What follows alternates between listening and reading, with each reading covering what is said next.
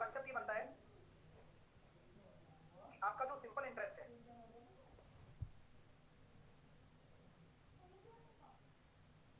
साधारण ब्याज है, ये पहली वाली स्कीम है और ये दूसरी वाली स्कीम है। साधारण ब्याज क्या है, इक्वल है बोथ द स्कीम, दोनों में क्या है, साधारण ब्याज इक्वल है।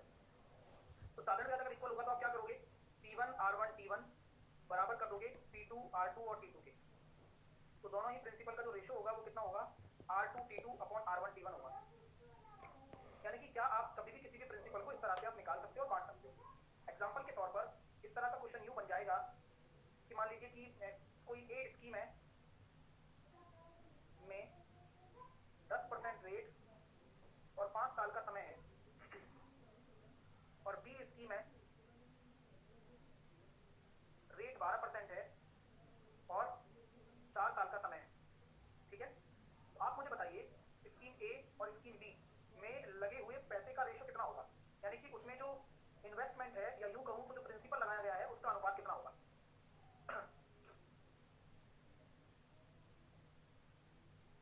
Principal of scheme A and principal of scheme B ratio क्या होने वाला है।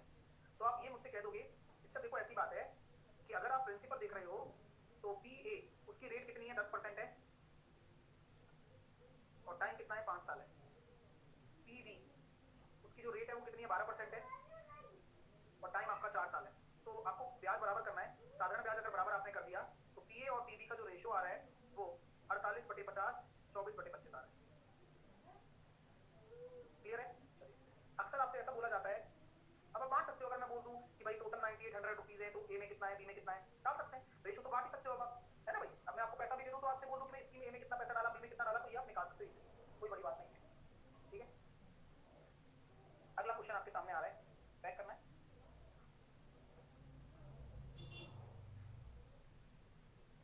अगला आपके सामने दे रहा हूं मैं, जैसे कि मान लीजिए 3 स्कीम है, scheme A scheme B and scheme C. ठीक है, इसमें जो रेट आपकी आ रही है वो 10% है और आपका जो टाइम है वह 3 साल है। इसमें जो रेट आपकी आ रही है वह 15% है और जो आपका टाइम है वो 4 साल है। इसमें जो रेट आपकी आ रही है वो 20% है और जो टाइम है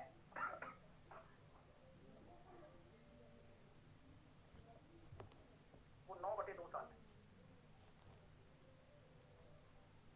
तीनों स्कीम में, scheme A and B and C, तीनों स्कीम में सिंपल इंटरेस्ट तीनों का सेम है। तो बताइए स्कीम ए में जो लगाया गया धन है, स्कीम बी में जो लगाया गया धन है, स्कीम सी में जो लगाया गया धन है, उसका रेशो क्या होगा। अब जब मैंने बोल ही दिया है कि तीनों स्कीम में आपके जो इंटरेस्ट है वो सेम है, तो पी ए R1 T1 30% हो गया, पी बी R2 T2 60% हो गया और पी सी कितना हो जाएगा, 90%। यहाँ अगर आप 3 से काट रहे हो तो ये हो गया सर पी ए बराबर 2PB बराबर 3PC। क्या ये एग्जैक्ट रेशो है क्या, नहीं। रेशो निकालना होता है तो इस संख्या में जो आगे लिखा है ना कोफिशिएंट, उनका एलसीएम ले लिया जाता है 6। तो पीए और पीबी और पीसी का रेशो कितना आ जाएगा फिर, 1 का भाग दोगे तो 6, 2 का भाग दोगे तो 3 और 3 का भाग दोगे तो 2, 632। यानी कि इस तरह से आप क्या कर सकते हो, पैसे को बांट सकते हो। इस तरह से आपका मतलब तीनों स्कीमों में आप प्रिंसिपल निकाल सकते हो अगर तीनों स्कीमों से आपकी जो साधारण ब्याज है वो बराबर हो। कोई दिक्कत। अब अक्सर मान लीजिए आपको लगता होगा सर बुरी परसेंटेज आ जाए तो, जैसे कि फॉर एग्जांपल मैंने बोला कि स्कीम ए है,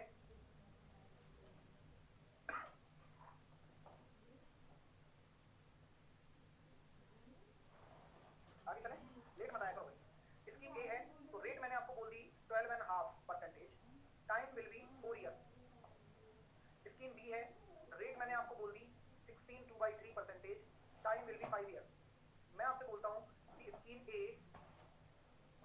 का सिंपल इंटरेस्ट स्कीम बी के इक्वल है।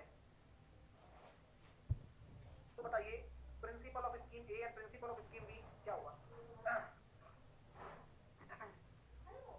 तो आप ये कहोगे सर, आप ये कहोगे कि अगर आप इंटरेस्ट बराबर कर रहे हो तो इस रेट को 12.5 मत लिखो, इसको आप 1/8 लिख दो, 4 साल के बराबर। बी भी अगर आप देख रहे हो तो इसको आप 1/6 लिख दो, 5 साल के। यहाँ से कितना आया 2, यहाँ से आया 3 बार काट दिया तो पी और पीबी का रेशो आ गया 5:3। क्लियर है।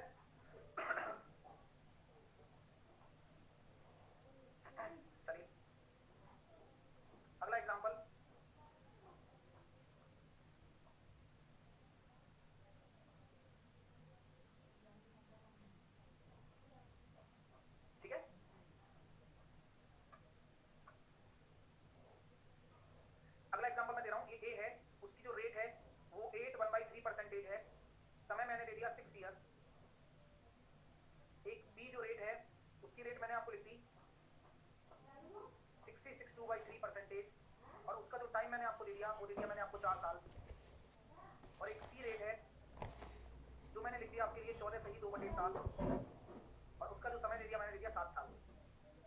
तीनों स्कीम में सिंपल इंटरेस्ट इक्वल है, तो ratio of principal A B and C बनाइए।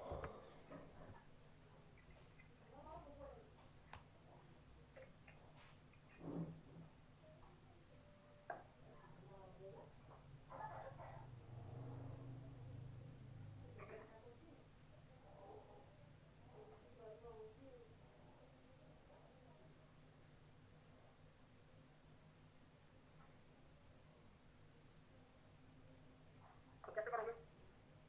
तो सर कैसे करें बताओ? मैं कहता हूँ देखो ये पीए लिख दिया 8 से 1/3 1/12 हो गया, 6 साल की बात होगी। पीवी लिख दिया 2/3 हो गया, 4 साल की बात होगी। पीसी लिख दिया 1/7 लिख दिया, 7 साल की बात होगी। भाई वही करोगे आप सिंपल इंटरेस्ट का पीआरटी पीआरटी पीआरटी तीनों को बराबर करा, ये आया 6 दूनी 12, ये आया 1। कुल मिलाकर ये निकल कर आ रहा है सर 1/2 पीए बराबर 8/3 पीबी बराबर 1 पीसी। सही बात है कि नहीं?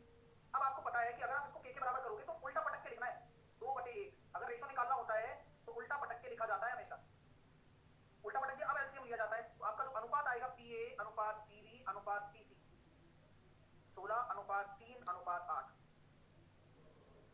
तो यहाँ अगर कोफिशिएंट फ्रैक्शन में है तो पहले तो आप उसको उल्टा पटक दो फ्रैक्शन को जो भी है, फिर एलसीएम ले लो, हो गया था।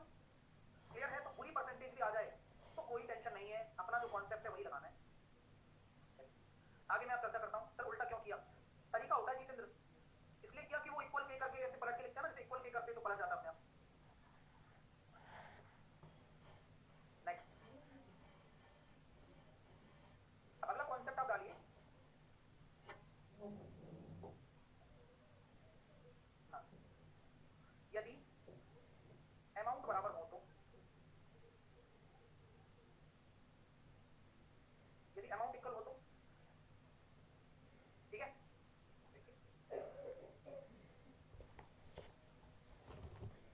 है ना?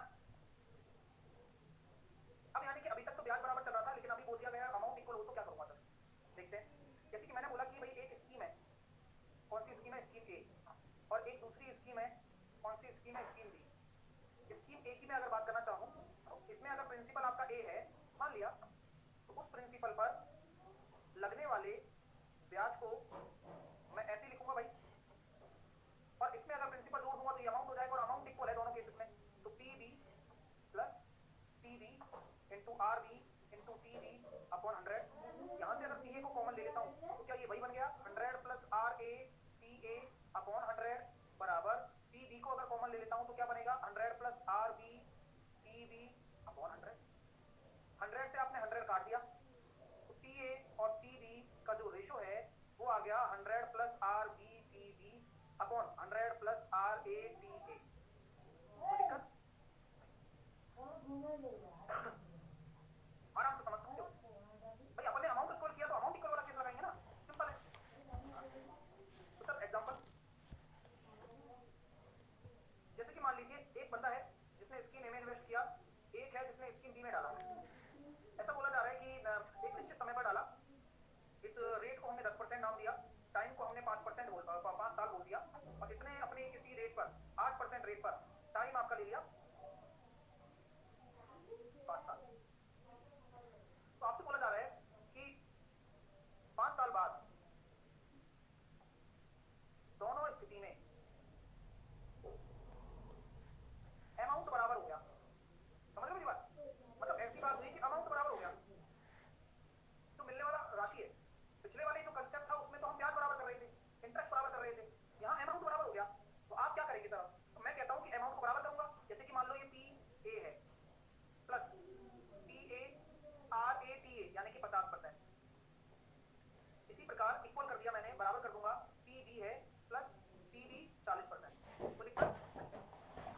अगर मैं आपसे ये बात बोल दूं कि पी ए को कॉमन ले लेता हूँ, अब जैसे पी ए को कॉमन ले लूंगा तो ये 50/100 या 1/2 लिख दो या 50/100 लिख दो, तो ये 150 हो जाएगा बटे 100 बराबर पी बी कितना हो जाएगा 140/100।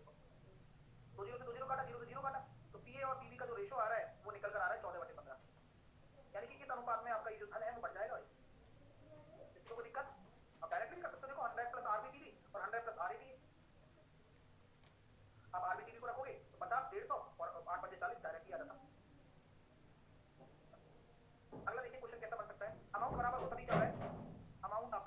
बेफिक्र लगा के दूध जोड़ दिया। सर ये फॉर्मूला याद करना है, क्यों करना है, याद क्यों करना है, दिमाग लगाओ ना यार। जब अमाउंट होगा तो क्या होगा, मैं तो डायरेक्टली लिखता हूँ 50% इंटरेस्ट हो गया, 150% अमाउंट हो गया, और 40% इंटरेस्ट हो गया, 140 अमाउंट हो गया, तो बराबर कर दोगे। 100 जुड़कर ही तो अमाउंट बन जाता है, क्योंकि 100% प्रिंसिपल के तौर पर लेते हैं अपन हमेशा। ऐसे है सर, टाइम इक्वल हो इसलिए जरूरी नहीं है टाइम इक्वल हो। अभी देखो अगला क्वेश्चन देखो, एक स्कीम ए है जहां अगर मैंने रेट आपको बोल दी 40%, मैंने आपको समय दे दिया कितना, 6 महीने। मैंने आपको दूसरी स्कीम में पैसा डाला जहां रेट तो कितनी थी, 20% थी, लेकिन वहां टाइम कितना था, 2 साल। अब कहानी ये है हमारे सामने। अब मैं आपसे पूछना चाहता हूँ कि जब अमाउंट इक्वल है स्कीम ए और बी, यानी कि स्कीम ए से मिलने वाला अमाउंट स्कीम बी से मिलने वाले अमाउंट के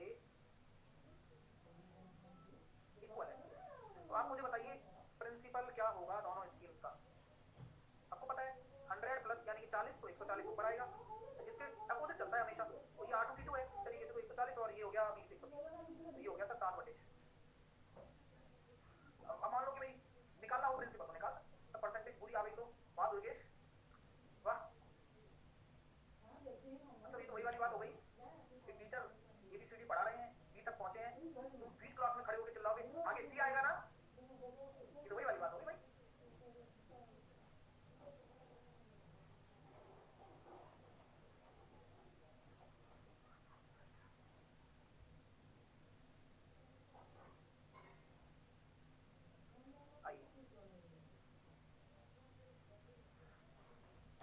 समझ में आ गई बात।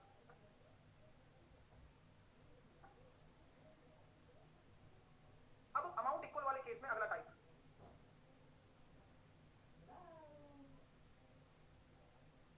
कौन सा है सर? सर 100 क्या इक्वल करते हैं, 100 क्या इक्वल करते हैं सर? अमाउंट 100 नहीं होने पर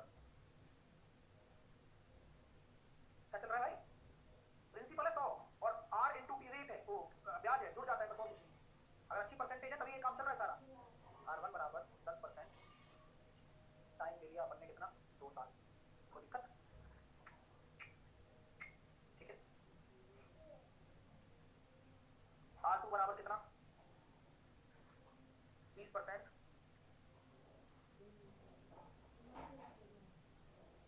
4 साल।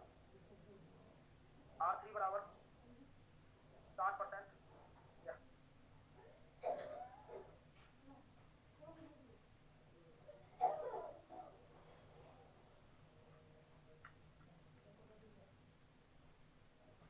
R3 बराबर मैंने दे दिया आपको,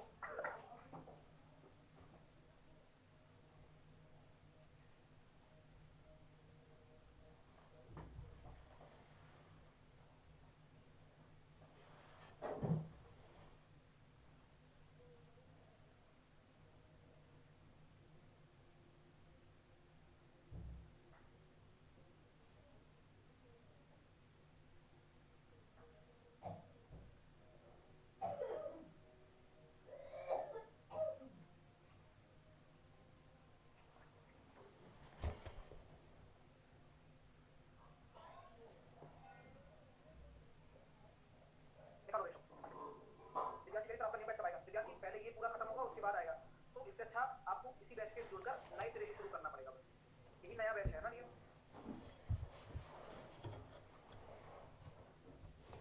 आजकल ग्राउंड में जो लिखते हैं लोग, इसका क्या मतलब होता है सर? ये और मंथ का बता दीजिए। टोनी कक्कर का कोई गाना तो नहीं है ना?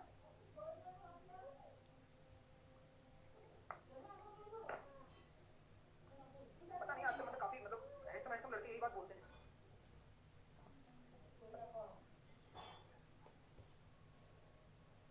आइए, तो मैं ये कहता हूँ कि मैं डायरेक्टली कह दूँ 120 लिख दूँ, बोलो हाँ या ना। डायरेक्टली कह दूँ P2 बराबर 180 लिख दूँ, हाँ या ना। P3 बराबर 240 लिख दूँ, हाँ या ना। बोलो, ये मैं जो कर रहा हूँ ये डायरेक्टली क्या है, आपका अमाउंट है, राइट। अब यहाँ से आप देखो काटोगे, 60 से काटोगे तो 2P1 बराबर 3P2 बराबर 4P3, एलसीएम ले लो 12, तो P1 और P2 और P3 का जो रेशो निकल कर आएगा वो आएगा 6, 4 और 3।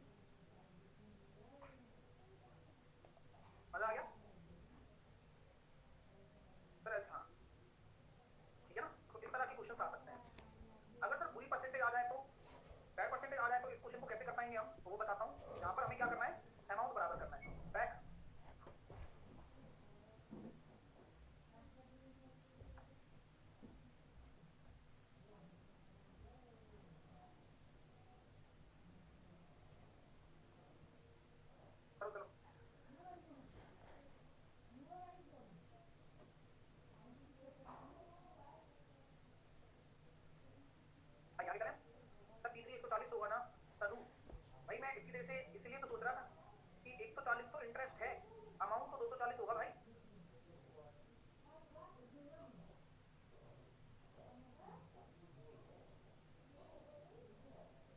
ओके सर, मुझे सीजीएल का क्लियर करना है, हो जाएगा, पढ़ाई करो बस। अगला क्वेश्चन देखिए आप। R1 की मैं बात करता हूँ। R1 अपना 10 क्या कहते हैं 16 सही 2/3% है, और टाइम अपना कितना है 2 साल। R2 मैंने बोल दिया 8 1/3% है, और टाइम कितना है 3 साल। आपसे मैं कहता हूं कि अमाउंट बराबर है, तो बताइए दोनों स्कीमों का प्रिंसिपल का रेशो क्या होगा, ढंग से बताना, जिनको नहीं पता वो मत करना।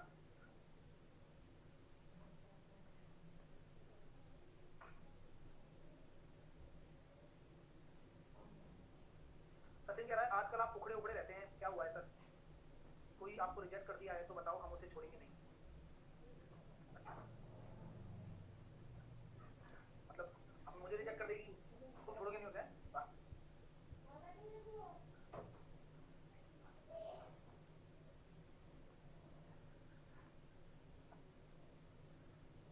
आइए, मनीष को समझ में नहीं आया, बोलो और क्या सर?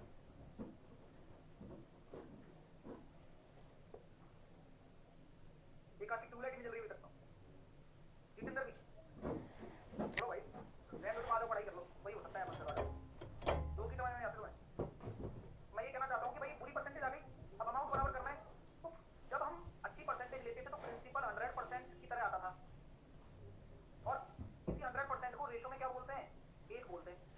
तो अब जब पूरी परसेंटेज आ गई तो पहले आप पहले ब्याज लिखो आप, तो ये हो जाएगा सर, रेट हो रही है 1/6, समय हो रहा है 2 साल, तो 1/3 तो आपका क्या आ रहा है, ब्याज आ रहा है, और उसमें 1 जोड़ दो चुपचाप, किसी को बिना बताए। क्यों? क्योंकि अमाउंट बनाना है ना, और प्रिंसिपल ले लो P1, इसी को बराबर कर दो P2 के, और उसके साथ भी 1 जोड़ दो। अब RT क्या हो जाएगा, 1/12 इंटू 3, 1/4। तो देखिए, तो ये हो गया सर P1 इंटू 4/3 बराबर P2 इंटू 5/4। P1 और P2 का जो रेशो हो रहा है वह निकल कर आ रहा है 15/16। क्लियर है? खुशबू कह रही है सर 1/6 कैसे आया? इसके लिए सिंपल इंटरेस्ट बिल्कुल भी जिम्मेदार नहीं है, जो हरकत आप कर रही हो ना, 1/6 के लिए सिंपल इंटरेस्ट को कभी भी दोष मत देना कि ये तुम्हें नहीं आया था। परसेंटेज होता है ना वो, तो 1/6 is the fraction form of the 62/3%। हाँ देखो, जब नॉर्मल लोग बोलते हैं, हमारी अंग्रेजी में दा बहुत आता है, CBT 2 का होगा।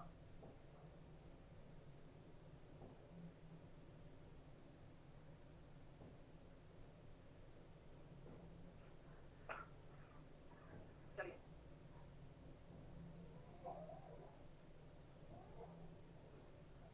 सर, एक कहाँ से आया, मैं बता रहा हूँ ना,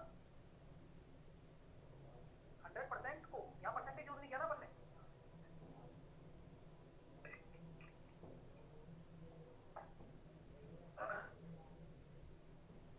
इंग्लिश में बोलो सर, कुणाल। एक बोलिए, आपसे रेट बोल दिया,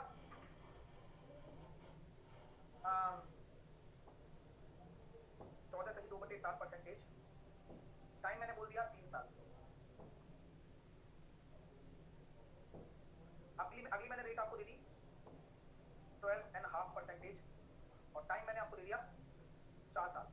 आपको बताना है कि अगर अमाउंट इक्वल हो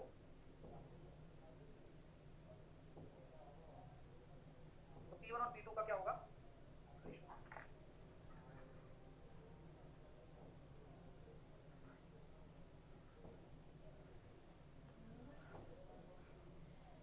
तो क्या करोगे सर?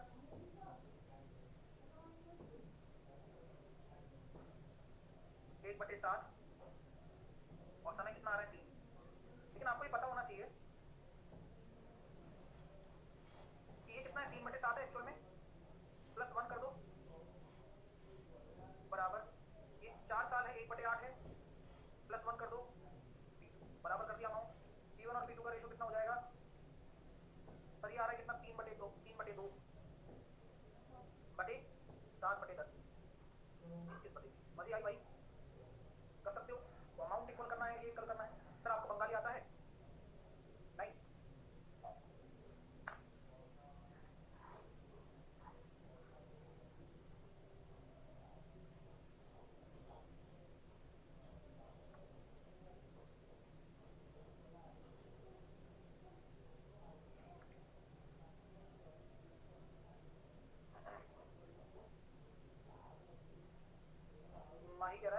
से नाते हो, पता ही नहीं रहता, वो सफेद सफेद रहती है साहब, आज तक नहीं देखी हमने तो। आ जाओ,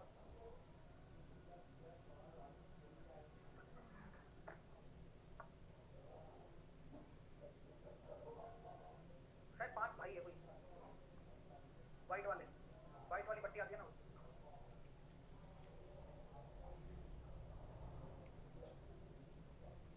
आगे चलते हैं, अगला कॉन्सेप्ट कवर करते हैं। अक्सर आपने देखा होगा कि यार अमाउंट जो होता है वो किससे मिलकर बना होता है, प्रिंसिपल और उस प्रिंसिपल लगने वाले साधारण ब्याज से, ठीक है। अगर मैं आपको बोल देता हूँ कि ये बात अगर सत्य है सर, अमाउंट अगर आपका है इस तरह से मिलकर बना होता है, तो आप ये कह दोगे कि गुरुजी आपके पास अगर दो अलग अलग अमाउंट है लेकिन प्रिंसिपल आपका सेम है, तो अमाउंट को आप ऐसे लिख सकते हो क्या, उसी प्रिंसिपल लगने वाले ब्याज, ठीक है, लिख सकते हो नहीं लिख सकते हो, बिल्कुल लिख सकते हैं। तो जब कभी भी आपको दो अमाउंट दे देगा तो आपसे मैं ये बोल सकता हूँ, जैसे कि एक एग्जांपल मैं ले लेता हूँ, उससे आपको चीजें क्लियर हो जाएंगी कि एक प्रिंसिपल होगा कोई कोई धन 5 साल में एक निश्चित रेट से, मतलब एक सर्टेन रेट है,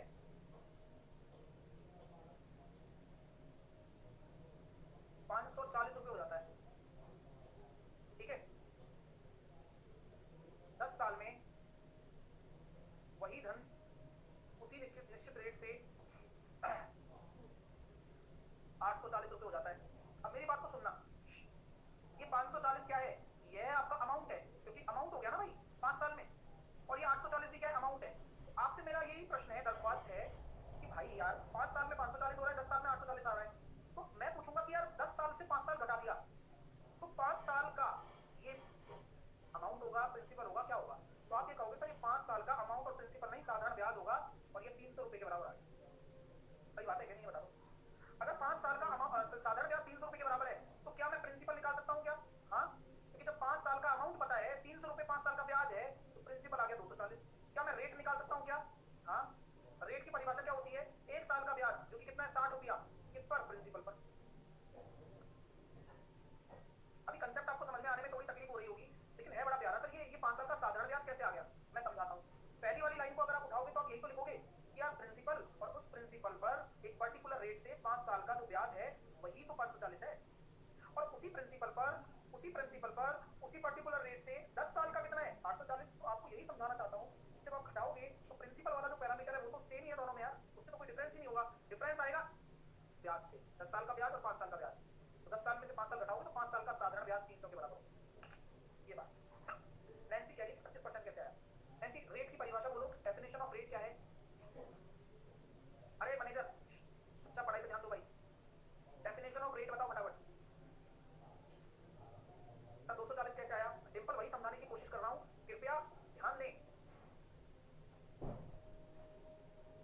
रेट की डेफिनेशन होती है प्रिंसिपल 1 साल का और ब्याज, वो ब्याज क्या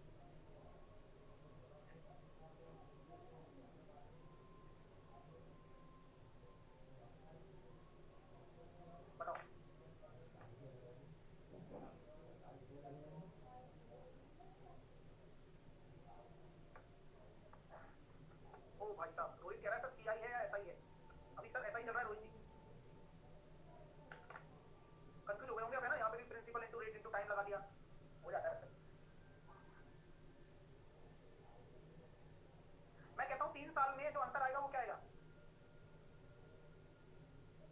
सर आप मुझे बहुत डांट रहे हैं और पूछने पर भी नहीं बता रहे।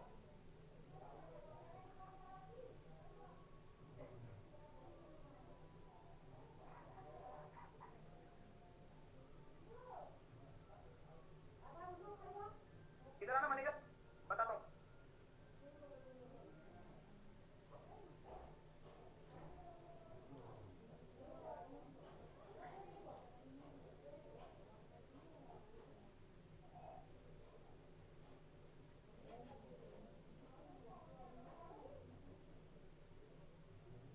Hello hello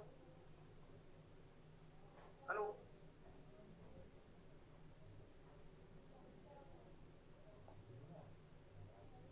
hello hello.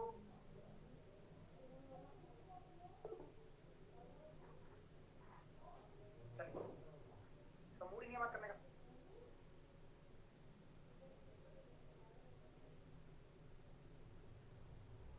आधा कोई बात नहीं, अब टेंशन खत्म करते हैं अपन, इधर आओ। सर 3 साल का क्या होगा? 3 साल का सिंपल इंटरेस्ट ही आएगा डायरेक्टली। जब आप अमाउंट में से अमाउंट घटाओगे तो आपका जो 3 साल का जो आ रहा है वो सिंपल इंटरेस्ट ही आ रहा है, जो कितना आ रहा है? 120 रुपया। 1 साल का सिंपल इंटरेस्ट 40 रुपये हो गया। 1 साल का क्यों जरूरत पड़ती है? रेट निकालने के लिए। अच्छा, प्रिंसिपल निकालना हो तो मैं कहूंगा देखो 1 साल का 40 है तो 7 साल का ब्याज कितना हो जाएगा? 7 साल का क्यों निकाल रहे हो? प्रिंसिपल की तलाश में। तो मैं कहता हूं कि 960 में से 280 घटा दो, क्योंकि 7 साल का अमाउंट अगर गिवन है तो 7 साल का ब्याज घटाओगे तभी तो आएगा प्रिंसिपल। तो रेट क्या होती है? 1 साल का ब्याज प्रिंसिपल पर 1/17 यानी कि 5.48। क्लियर है भाई? ना भी बात समझ लो। तो अब फाइल लगा लेते हैं।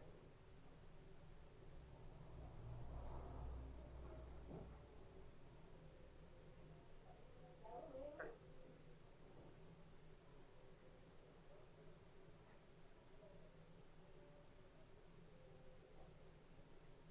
सर 680 कैसे आया प्रिंसिपल? आपके हिसाब से क्या आना चाहिए योगेश? सर हमसे फाइल नंबर 2 का ना हो पा रहा है, अभी हो जाएगा।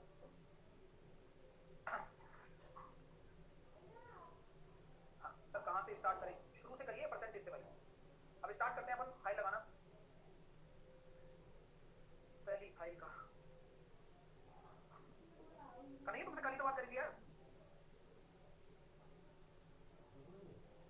कल ही तो बात हुई थी कन्हैया से। सर थ्योरी कंप्लीट हो गया ना? नहीं, अभी थ्योरी आता रहेगा। अभी हमने थ्योरी आज का कंप्लीट कर लिया है टोटल। अभी हम क्वेश्चन करेंगे, फिर हमें लगेगा कि ये चीज अच्छी है, बतानी चाहिए, तो उसी पे थ्योरी पढ़ाएंगे, ऐसे चलेगा क्वेश्चन के माध्यम से। अभी देखिए क्वेश्चन को लगाइए। अब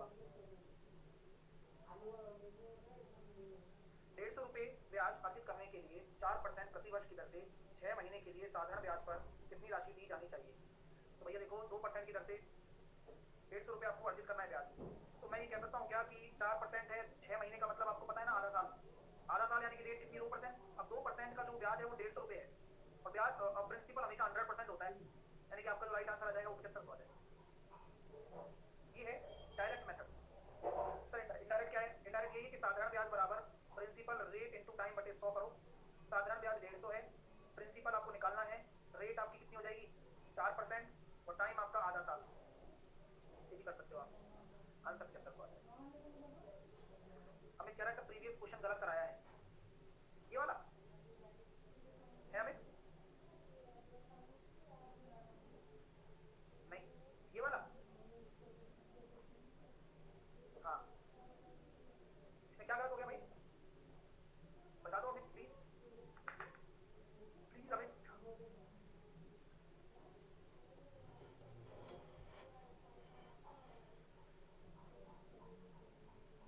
आओ चलो, पहला क्वेश्चन देखिए। अब देखो यहाँ पर 4000 रुपये हैं, 18 महीने की बात कर रहा हूँ, 12% की दर से साधारण ब्याज कितना हो जाएगा? तो 4000 रुपये का 12% की दर से 18 महीने का, महीने को साल में बदल दो, 720 रुपये।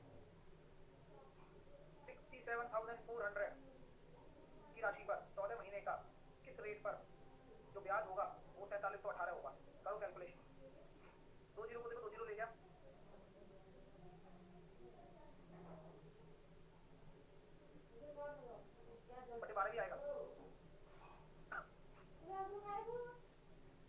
रखो।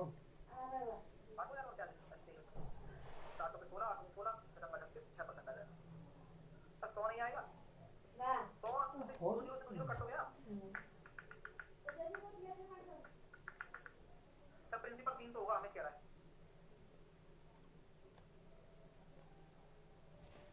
हमें कुछ भी कर लो मैं कॉल नहीं करने वाला भाई।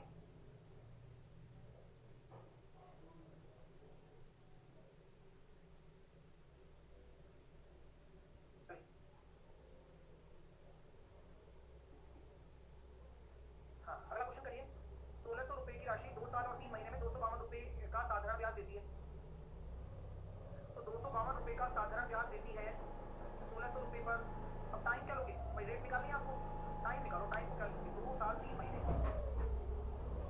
1/4 गुनी 8 9/4 400 से काटोगे 4 बार तो रेट बराबर 25249 4 की 24 4 की 12 9 7 63।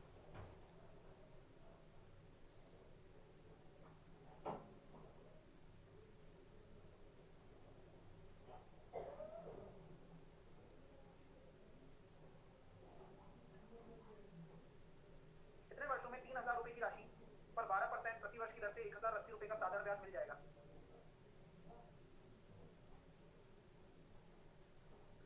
36 या 108 कितने परसेंट साधारण ब्याज पर 5 साल में कितनी राशि 7000 हो जाएगी।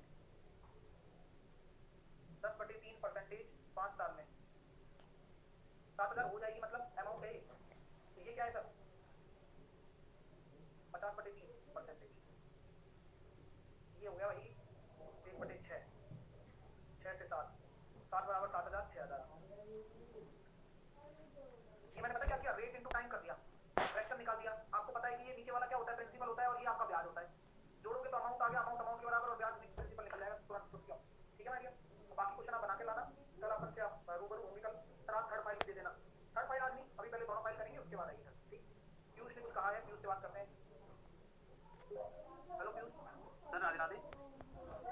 हेलो। हाँ hello sir Radhe Radhe. Piyush. Sir मैंने ये पूछा था आपसे कि सर जो आपके फाउंडेशन कोर्स है ना पिछले वाले, हाँ सर मैं उसमें से ना जियोमेट्री वगैरह जो बड़ी बड़ी चैप्टर हैं उनको कर रहा था, तो सर उसमें कंटेंट से कमी होगी ना जो हमने अपने से कराओगे यहाँ पे। कोई दिक्कत नहीं है भाई, वो दवाई पूरी रिएक्शन हो जाएगी, पढ़ाई मत करो। ठीक है सर। हाँ ओके सर। समझ गया ना बात एक बार में। हाँ जी सर। क्या कहने वाले हो। मसला था गोवर्धन। हाँ नरक की बात नरक की मैंने ऐसी बात देखी जी सर बिल्कुल। है ना। हाँ जी सर। एक बार समझाइए, दवाई पूरी रिएक्शन हो जाएगी। हाँ जी। पढ़ोगे तो बराबर ही होगा। हाँ सर कुछ मिलेगा ही पढ़ेंगे तो बस। हाँ जी। बहुत कुछ मिलेगा, बहुत ज़्यादा नहीं पढ़ाया गया है। हाँ सर मैं वहाँ पढ़ रहा था ना तो वो वाकई में बहुत डीपली पढ़ाया है शुरू से 2-3 क्लास लिए तब मैंने। कह रहा हूँ